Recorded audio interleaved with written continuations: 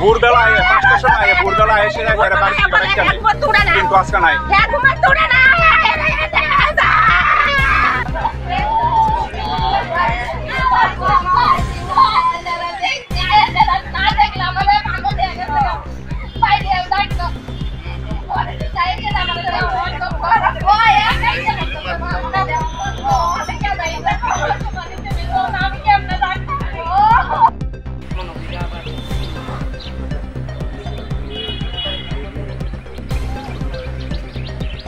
বলতে কালকা সকালে 8টার দিকে বাড়িতে হয়েছে, সকালে কাল সকালে 8টার দিকে বাড়িছে বাড়ির থেকে।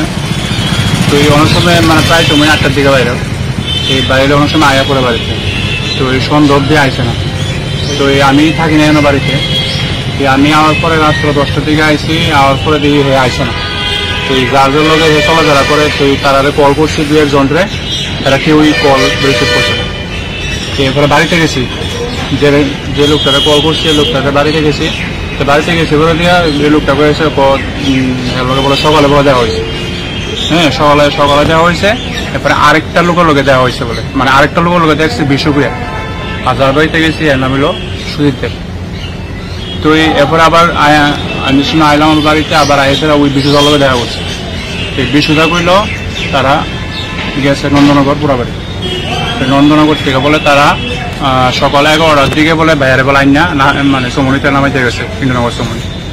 এরপরে বলে যার জন্য গেছে, কিন্তু ইন্দ্রনগর সমনি নামার পরে কিন্তু হেরা কিন্তু কেউ কিন্তু দেখছে না। আজকে সকালে এরপরে সারা রাত্র আমরা রাত্র 12টা অব্দি খুঁজাখুঁজি করছি, যারা যারা ফোন করার মতো ফোন করছি। আজকে সকালে আমার বোনেও খুঁজে বুঝতে আইসে, সেটা দেখছে ওই জায়গাটা। আপনারা কাউকে সন্দেহ করেন কি? সন্দেহ বলতে অনেক যার লোকে ক্লোজ আসছিল অনেক তার হলে মনে হইতেছে কোন ধরনের কি মানে দরবার টরবার আসবে কি ওর সঙ্গে? যেহেতু এমন না, একটু নেশা করে, একটু নেশা করে সেটা একটু ফেস বেটে করছে, এরপরে কিছু হয়েছে এমন তো আর কিছু নেই। আপনাদের বাড়িটা কোন জায়গায়? বাড়ি ইন্দ্রনগর স্কুলের সঙ্গে। ওর নামটা কি? মায়ের নাম মনীষ দেব। বয়স কিরকম হবে? বয়স 45। কেটে শুন দেখলা কেমনে মরছে কইতে পারো না? কটার সময় হয়েছে ঘটনাটা?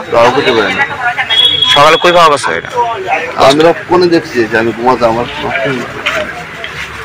নাম কি ওর? এর নাম মনীষ দেবলে। বাড়ি কোন জায়গা? আমরা বাড়ির 2টা বাড়ি পড়ি। কি করতেন না? একটু এমনি তো করতে বই কি কয় কি জানি করতো এটা বল। হ্যাঁ, হোলসেলে ব্যবসা করতো।